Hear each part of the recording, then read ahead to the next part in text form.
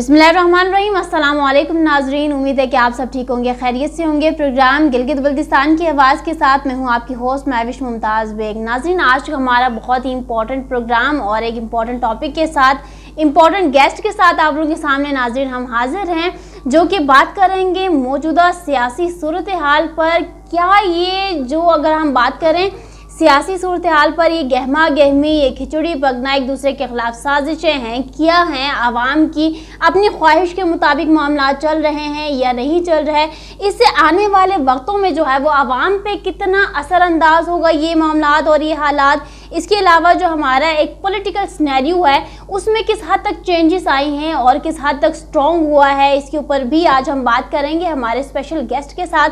So without wasting our time let's start the programme. और अपने मौजूदा आज हमारे गेस्ट मौजूद हैं जिन्होंने आज के प्रोग्राम के लिए हमें टाइम दिया, उनका तारुफ करवाती चलती हूँ। पहले गेस्ट नाज़रीन मेरे साथ जो मौजूद हैं, पॉलिटिकल भी बड़ा अच्छा एनालिसिस रखते हैं, इसके अलावा एजुकेशन सेक्टर में भी इनका बड़ा कमांड है, हर तरीके से यूथ को बड़ा मोटिवेट करते हैं, उसके ऊपर काम कर रहे हैं। और स्पेशली आज का जो हमारे प्रोग्राम का टॉपिक है मौजूदा सियासी सूरत हाल, इसके ऊपर इनकी बहुत अच्छी गिरफ्त है। आज हम जानने की कोशिश करेंगे कि कौन से ऐसे पॉइंट्स हैं जिनको हाईलाइट होना चाहिए था या इनके एनालिसिस क्या कहती हैं, आज आप लोगों के सामने रखेंगे। हमारे साथ पहला गेस्ट मौजूद हैं अजहर महमूद अवान साहब फ्रॉम इस्लामाबाद, CEO एजुकासा इंटरनेशनल। अस्सलाम वालेकुम Azhar sir, thank you so much, आपने हमें टाइम दिया आज के प्रोग्राम के लिए। और इनके अलावा नाज़रीन सेकंड गेस्ट जिन्होंने हमें ज्वाइन किया है, सीनियर जर्नलिस्ट फ्रॉम गिलगित और ईमान शाह साहब हमारे साथ मौजूद हैं। और इनके एनालिसिस के मुताबिक आज़ाद जम्मू कश्मीर और गिलगित बल्तिस्तान पर मौजूदा जो सियासी सूरत हाल इस वक्त फेडरल में है उसको क्या इम्पैक्ट पड़ेगा या क्या नज़र आ रहा है इस वक्त, इस हवाले से आज हम जानने की कोशिश करेंगे। अस्सलाम वालेकुम ईमान शाह साहब, उम्मीद करते हैं कि आप भी ठीक होंगे, खैरियत से होंगे। सो I start with Azhar Mahmood Awan. Azhar sir, मुझे बताइएगा क्या आप इस वक्त मौजूदा सियासी सूरत हाल को किस नज़र से देख रहे हैं, क्या नज़र आ रहा है आपको अभी इस वक्त? जी बिस्मिल्लाहिर्रहमानिर्रहीम। सबसे पहले मैं आपका मशकूर हूँ कि आपने इस अहम मौजू पर मुझे आज यहाँ पर इज़हार ख्याल का मौका दिया। जो इस वक्त पाकिस्तान की सियासी सूरत हाल है, मैं समझता हूँ कि एक बहुत ही दिगरगुन सूरत हाल है और हमारा मुल्क इस वक्त एक बड़े नाजुक मरहले से गुजर रहा है। और आप इसका मैं स्टार्ट यहाँ से लेना चाहूँगा कि दुनिया की तारीख़ का अगर मुताला करें और कौमों की तारीख़ का मुताला करें तो ये बात रोज़े रोशन की तरह यहाँ होती है कि ना तो कौमें करप्शन से तबाह होती हैं और ना अहली से तबाह होती हैं। अगर कौमें तबाह होती हैं तो उसकी सबसे बड़ी वजह होती है सियासी अदम इस्तेहकाम। और आज पाकिस्तान की तारीख़ के 72-73 सालों में अगर मैं आज इस दौर को देखूं और इसको स्टडी करूं तो मैं ये समझता हूं कि हमारे सियासी अदम इस्तेहकाम का बदतरीन टाइम ये गुजर रहा है, बदतरीन। इससे पहले कभी इस कदर इतना खौफनाक सियासी अदम इस्तेहकाम कभी पैदा नहीं हुआ कि जहां पर एक रनिंग गवर्नमेंट जो थी, जो एक सिटिंग गवर्नमेंट थी, जो चल रही थी, जो अपना जैसे भी उसको एक मैं समझता हूँ वो भी थी बेसाखियों के सहारे पर, लेकिन अपनी परफॉर्मेंस, अपने फंक्शंस परफॉर्म कर रही थी, उसको यकदम डीरेल किया गया और उसको यानी उस हुकूमत को गिरा दिया गया। और जो नई बनने वाली हुकूमत है वो बिल्कुल ही यानी मैं समझता हूँ कि उसको वो लेजिटिमेट नहीं है और अवाम की तायद और अवाम की हमायत हासिल नहीं है। और दूसरा जो है वो असम्बलियों के अंदर इस वक्त जो तमाशा जारी है, जो पंजाब असम्बली में हुआ और जो हमारी नेशनल असम्बली जिस तरीके से जो हमारा जो लास्ट इजलास था, जिस तरह से स्पीकर की कार्रवाई देखें ना, 2 दिन पहले गवर्नमेंट जाती है सुप्रीम कोर्ट के पास तो सुप्रीम कोर्ट अपने अहकामात में वाज़े तौर पर लिखती है, वाज़े तौर पर हमारे मुअज़्ज़ज़ जजेस लिखते हैं कि आइन का आर्टिकल 69 ये कहता है कि सुप्रीम कोर्ट असम्बली की कार्रवाई में किसी किस्म की मुदाखलत भी नहीं कर सकती और असम्बली की किसी प्रोसीडिंग को सुप्रीम कोर्ट में नहीं लाया जा सकता, चैलेंज नहीं किया जा सकता। सुप्रीम कोर्ट ने चंद दिन पहले ये जजमेंट दी और उसके बाद जब स्पीकर ने अदम एतमाद का जब ये मोशन मूव हुआ तो स्पीकर ने इसको आइन के आर्टिकल 5 का हवाला देते हुए ये कहा कि चूंकि ये एक इंटरनेशनल कॉन्स्पिरेसी है और एक इसके वाज़े सबूत मौजूद हैं, एक खत मौजूद है, बाकायदा उसका एक देखें मटेरियल एविडेंस मौजूद है اور اس میٹریل ایویڈنس کے ساتھ جو ہی وہ وہاں پر 7 تاریخ کو میٹنگ ہوئی، 8 تاریخ کو عدم اعتماد کا یہ کام سٹارٹ ہوا، اور وہ جو انٹرنیشنل جو ہماری گورنمنٹ میں الزام لگایا انٹرنیشنل کانسپریسی کا، وہ اس کے الزام کے حقائق بھی موجود تھے. اس میں یہ واضح لکھا تھا کہ اگر یہ عدم اعتماد کامیاب نہیں ہوتی تو پاکستان کے لیے حالات سخت ہوں گے، اور اگر کامیاب ہو گئی تو ہم پاکستان کو معاف کر دیں گے. تو یہ تو تھا ایک اس کا یعنی گورنمنٹ کا کلیم.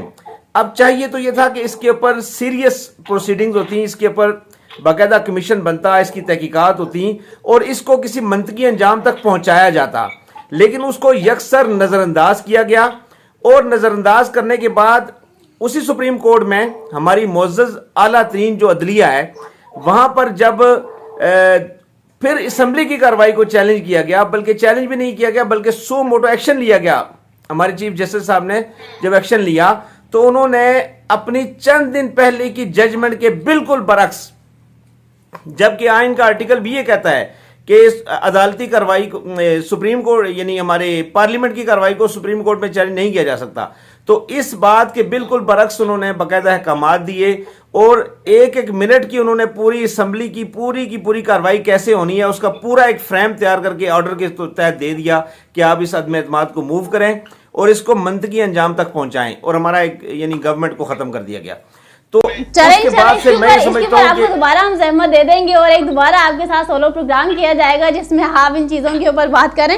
ایمان شاہ صاحب، آزاد جموں کشمیر، گلگت بلتستان دونوں آپ نے کہا ہے کہ اس وقت فیڈرل سے ہی لنکڈ اپ ہیں، وہاں سے سسٹم جو ہے وہ رن اپ کیا جا رہا ہے. آزاد جموں کشمیر کی جو پولیٹیکل ابھی کرنٹ سچویشن ہے آپ کے سامنے بالکل ہے، وزیر اعظم بھی نئے آ گئے، معاملات چینج ہو رہے ہیں. گلگت بلتستان میں گورنر صاحب نے استعفیٰ دیا، مستعفی ہوئے. عمران اسماعیل جو ہیں گورنر سندھ کا استعفیٰ ایکسیپٹ کیا گیا. گورنر گلگت بلتستان کے استعفے کا ابھی تک کچھ آتا پتہ نہیں ہے.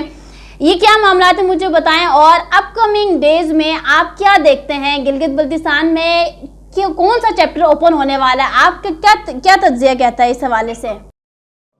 اس میں پہلی بات تو یہ کہ جو ابھی بات ہو رہی تھی میرے خیال میں ملک کو آگے کس طرح چلانا ہے، تو میرا نظام کوئی بھی ہو اگر آئین اور قانون کے مطابق کسی ملک کو نہیں چلایا جائے گا تو وہاں پہ پھر وہ بنانا ریاست کے وہ صورتحال ہوتی ہے، افراتفری ہوتی ہے، پھر اس کے اندر جو طاقتور ہوتا ہے وہ قابض ہو جاتا ہے. تو آئین اور قانون کے مطابق جو بھی ہے اس کے مطابق ہمیں آگے چلنا ہوگا. تو رہی بات یہاں پہ جو گلگت بلتستان میں اب تک کی صورتحال سے میں آپ کو بتا دوں کہ یہاں پہ آپ کو پتہ ہے کہ پاکستان میں الیکشن ہوتے ہیں، اس کے 2.5 سال کے بعد یہاں کی حکومتیں آزاد کشمیر اور جی بی میں اسٹیبلش ہو جاتی ہے. پھر اگلے 2.5 سال وفاقی حکومت کوئی اور ہوتی ہے، ایک یہاں پہ بھی ایک انارکی سی پوزیشن رہتی ہے. ابھی اس دفعہ یہ پہلی مرتبہ ہوا ہے کہ تقریباً جی بی کی حکومت کو بنے ہوئے تقریباً 16 مہینے ہو گئے، اور 16 مہینے کے بعد ہی وفاق میں حکومت ان کی ختم ہو گئی. گلگت میں پی ٹی آئی کی حکومت ہے، وفاق میں ظاہر ہے پی ٹی آئی کی حکومت نہیں ہے، وہاں پہ شہباز شریف صاحب پرائم منسٹر بیٹھے ہوئے ہیں. تو اس صورتحال میں ایک تو تجویز یہ آئی ہے کہ ظاہر ہے میں نے جس طرح ابھی بات کی تھی کہ گلگت بلتستان پاکستان کا آئینی حصہ نہیں ہے، تو اس کے لیے ایک تو تجویز یہ آئی ہے کہ یہاں پہ گلگت بلتستان کے اندر ایک قومی حکومت اسٹیبلش کی جائے. اس قومی حکومت میں جو ہے وہ P T I, P M L N, Peoples Party یا جو بھی پارلیمانی پارٹیز اس صوبائی اسمبلی میں موجود ہیں ان سب کو نمائندگی ہو، اور لیڈ اس کو جو ہے نا وہ مائنس خالد خورشید پی ٹی آئی میں سے ہی کوئی کرے. ایک تو یہ تجویز سامنے آئی ہے. دوسری بات جو ہے وہ ود ان پی ٹی آئی جو ہے وہ ایک گروپ سامنے آیا تھا جو اسلام آباد میں بھی کافی عرصہ سرگرم رہا ہے، جاوید منوار، سہیل عباس اور یہ اپنا نذیر ایڈوکیٹ جو ڈپٹی سپیکر ہیں. انہوں نے کافی کوشش کی اور لابنگ کی، لیکن وہ ابھی تک ان کو بھی کوئی خاطر خواہ کامیابی ان کو حاصل نہیں ہو سکی ہے. تیسرا آپشن جو ہے وہ اپوزیشن ہے. اپوزیشن کے پاس ملا کے 10 سیٹیں ہیں. ٹوٹل جی بی کا 33 کا ایوان ہے، تو اس میں سے 10 سیٹیں اپوزیشن کی ہیں. اب اپوزیشن کو بھی حکومت بنانے کے لیے پی ٹی آئی میں سے 7 بندے توڑنے ہیں، تو یہ بھی ایک مشکل ٹاسک ہے. لیکن یہ ابھی جو پی ڈی ایم کے جو بھی یہاں پارٹیز ہے پی ڈی ایم کی، جس میں جمعیت علماء اسلام کا 1 ممبر ہے اسمبلی کے اندر، پی ایم ایل این کے 2 ہیں اور 3 ہیں، اور پیپلز پارٹی کے 4 ہیں. اب اسلامی تحریک پاکستان اور ان کا 1 ہے، اور بلوچستان نیشنل فرنٹ کا 1 ہے. تو یہ ٹوٹل 10 بندے بنتے ہیں. اب یہ ویٹ کر رہے ہیں کہ گورنر اور وفاقی وزیر امور کشمیر کی تعیناتی کب عمل میں آتی ہے. اب اگر آپ کو پتہ ہے کہ یہ federal minister for Kashmir affairs کا بڑا رول ہوتا ہے جی بی کے اندر. اگر اس کے بعد جو ہے ان کا یہ خیال ہے اپوزیشن کا کہ جیسے یہ federal minister for Kashmir affairs اور گلگت بلتستان کی تعیناتی عمل میں لائی جائے گی. صحیح, چلیں ٹھیک ہے. اظہر صاحب اب مجھے وہی سے آگے کنٹینیو کر کے بتائیں چلیں کہ عوام کا اس میں جو ہے عوام کے اپنے ہم کہیں کہ خواہش کے مطابق شاید اس طریقے سے فیصلے اور اس طریقے سے معاملات نہیں چل پائیں, لیکن پولیٹیکل لیڈرز پولیٹیکل پرسنالٹیز کے مطابق جو ہے انہوں نے ایک سینیریو پورا کھینچ دیا ہے. اب مجھے بتائیں کہ یہاں سے آگے کیا ہونا چاہیے, یا جو اس سے یہاں سے آگے جو امپیکٹ پڑ رہا ہے اسپیشلی آزاد جموں کشمیر اور گلگت بلتستان میں. آپ کو پتہ ہے کہ آزاد جموں کشمیر میں وزیر اعظم بھی مستعفی ہو گئے, ابھی نئے وزیر اعظم بن گئے تنویر الیاس صاحب, اس کو دیکھا دیکھیے آپ کیا گلگت بلتستان میں بھی سینیریوز چینج ہوں گے, کیا کہنا چاہیں گے؟ میں اس پہ آپ نے بڑا امپورٹنٹ کوشچن کیا ہے, اس پہ بڑی امپورٹنٹ ایک بات کروں گا, شاید آپ سے میں 2 منٹ ایکسٹرا لے لوں. دیکھیں اگر ہم چاہتے ہیں کہ ہم اس طرح کی کرائسس سے ہمیشہ کے لیے ہماری جان چھوٹے, کوئی بھی گورنمنٹ ہو, نون ہو, پی ٹی آئی ہو, پیپلز پارٹی ہو, whatever the party is ruling, لیکن میں یہ سمجھتا ہوں کہ اگر ہم یہ چاہتے ہیں کہ ہمارا ملک استحکام حاصل کرے اور اس طرح کے کرائسس سے ہمیں نجات ملے, تو ہمیں اس کے لیے بیسک فنکشنل چینجز کی ضرورت ہے. اور وہ کیا ہے؟ دیکھیں دنیا بھر میں یہ جو اس وقت جو پارلیمنٹری ڈیموکریسی ہے, اس کی تاریخ اگر سٹڈی کریں اور موجودہ جن ملکوں میں یہ چل رہی ہے, تو اگر ہم اس کو سٹڈی کریں گے تو کامیاب کہاں پر ہے اور ناکام کہاں پر ہے, اس پہ ہمیں غور کرنے کی ضرورت ہے. اب میں اس کی کامیابی کے لیے پاکستان میں یہ ناکام کیوں ہے اور اس کی بنیادی وجہ کیا ہے اور موجودہ کرائسس کی اصل وجہ کیا ہے, اس کے اوپر 1 منٹ میں آپ کو ایک بڑا امپورٹنٹ ایک معاملہ ہے جس کی طرف نشاندہی کرواؤں گا. دیکھیں یہ جو جمہوریت ہے اور جہاں سے ہمارے جمہوری یہ ادارے وجود میں آتے ہیں, اس کا پہلا سٹیپ ہوتا ہے ہمارا الیکشن, سٹیپ 1. اور الیکشن کے تھرو ہم اسمبلی کے لیے ریپرزنٹیٹیو کو چوز کرتے ہیں. اب اگر ہمارا موجودہ الیکٹرل سسٹم نظام انتخاب کو سٹڈی کیا جائے تو اس کا نام ہے first past the post system, اس کو کہتے ہیں, اور یہ دنیا میں مختلف ملکوں میں یہ رائج ہے. اور یہ سسٹم ایسا ہے کہ جس سے آپ کے ملک میں کانسٹیچوئنسی بیسڈ پولیٹکس رواج پکڑتی ہے. اب یہ کانسٹیچوئنسی بیسڈ پولیٹکس کیا ہے کہ حلقوں کی سیاست, اور حلقوں میں مؤثر لوگ, طاقتور لوگ, جن کے پاس جائیدادیں ہوں, جن کے پاس سرمایہ ہو, جن کے پاس پورا نیٹ ورک ہو, جو تھانے کچہری عدالتوں کو اور تمام طرح کے نظام کو کنٹرول کر سکیں, وہ لوگ الیکشن ون کر جاتے ہیں. اب آپ دیکھیں کہ کتنی عجیب سی بات ہے کہ آپ کی اسمبلی میں جس بندے نے الیکشن ون کر کے جانا ہے, اس سے جا کے لیجسلیشن کرنی ہے, قانون سازی کرنی ہے. قانون سازی جو ہے یہ ایک میں سمجھتا ہوں کہ اس کے لیے قانون سازی کو سمجھنا, اس کی اہلیت ہونا اور اس کی قابلیت کا ہونا بڑا ضروری ہے, کیونکہ آپ نے قانون سازی کرنی ہے جا کے, آپ نے وہاں پر جا کر یہ جو دھنگا مشتی اور چلیں آپ کہہ رہے ہیں جو آزاد جموں کشمیر کا سینیریو ہے ایز اٹ از جو ہے گلگت بلتستان میں بھی امپلیمنٹ ہونے کے چانسز ہیں. اب میں نے ایک آپ سے سوال کیا تھا گورنر صاحب کے حوالے سے, اس کا جواب آپ نے نہیں دیا. مستعفی ہونے کے باوجود بھی ابھی تک اپنے سیٹ پہ فائز ہیں, استعفیٰ کیوں نہیں ایکسیپٹ کیا گیا, اس کے حوالے سے کیا کہتا ہے آپ کا تجزیہ؟ دیکھیں گورنر نے اپنا استعفیٰ پریزیڈنٹ کو بھجوا دیا ہے, اور عملی طور پہ گورنر جو ہیں گلگت بلتستان راجہ جلال مقپون جو ہے نا, اپنے جو روزمرہ کے امور ہیں ان سے لا تعلق ہے اس وقت, اور گورنر سیکریٹریٹ میں بھی وہ قیام پذیر نہیں ہے. اب یہ استعفیٰ جو ہے صدر پاکستان نے ان کا منظور کیوں نہیں کیا, اس کا مجھے ایسا کوئی علم نہیں ہے, لیکن گورنر جو ہے عملی طور پہ وہ اپنے عہدے سے چلیں جی ٹھیک ہے. لاسٹ میں ایمان شاہ صاحب دیکھنے والے ویورز کو آپ کچھ کہنا چاہیں گے, لاسٹ میں کوئی میسج, کوئی پیغام؟ دیکھیں پیغام یہی ہے کہ پاکستان کو بنانا ریاست کی طرف نہ لے کے جائیں, یہاں پہ جو آئین قانون ہے اس کے مطابق چلیں. جس طرح کی صورتحال اب پیدا ہو چکی ہے اس کو بہت زیادہ سیریس لینے کی ضرورت ہے. خدا نہ خواستہ یہ معاملات بہت زیادہ بگاڑ کی طرف جاتے ہیں تو ظاہر ہے پھر صورتحال کوئی بھی رخ اختیار کر سکتی ہے. اور میرے خیال میں وہی بات ہے, ابھی تھوڑی دیر پہلے بات ہو رہی تھی, آپ نے جو ہے نا جو موجودہ پارلیمانی نظام جمہوریت آپ نے اڈاپٹ کیا ہوا ہے وہ شاید ہمیں ہضم نہیں ہو پا رہا, یا ہم اس قابل ابھی نہیں ہو چکے کہ وہ آپ کا جو ہے نا وہ مغرب کا جو ایک تجربہ کار ایک وہاں کے پارلیمنٹیرینز ہیں وہ ہم یہاں پہ اپلائی کریں. تو ہمیں اپنی حیثیت کے مطابق اپنے لیے کوئی نظام اس کو مرتب کرنے کی ضرورت ہے. اس پہ بھی ہو سکتا ہے آگے جا کے کوئی ڈیولپمنٹ ہو, لیکن میں اگین یہ بات کروں گا کہ آئین اور قانون کے مطابق چلیں گے تو یہ ملک بچے گا, اور ہم سب کی عافیت اور بہتری اسی میں ہے. चलें जी, लास्ट में असर साहब, do you want to convey any message? Time चूंकि थोड़ा सा कम था प्रोग्राम का। जी बिल्कुल, हमें इस वक्त इस कौम को दो चीज़ों की ज़रूरत है। सबसे पहले हमें अपने निज़ाम को चेंज करने की और निज़ाम को बेहतर करने की ज़रूरत है, ये पहला स्टेप है हमारा। और दूसरा स्टेप जो इम्पोर्टेंट है, कौमों की तरक्की, कौमों का उरूज, कौमों की बका, कौमों का इस्तेहकाम, ये मुज़मिर होता है रूल ऑफ लॉ में। जब कानून की हुक्मरानी होगी तो उस कानून के अंडर हमारे तमाम इदारे भी आएंगे, चाहे वो अदलिया का इदारा हो, हमारी फ़ौज का इदारा हो, हमारे बाकी इदारे हों, पार्लियामेंट हो।